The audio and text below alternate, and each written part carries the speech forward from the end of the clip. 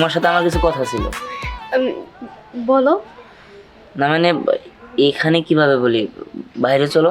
আমি ঘরে যাচ্ছি, তোমরা এখানেই কথা বলো। ওর সামনে বললে সমস্যা কি?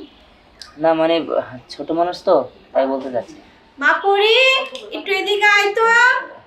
অন্য একদিন শুনবো। আসছি মা। চল।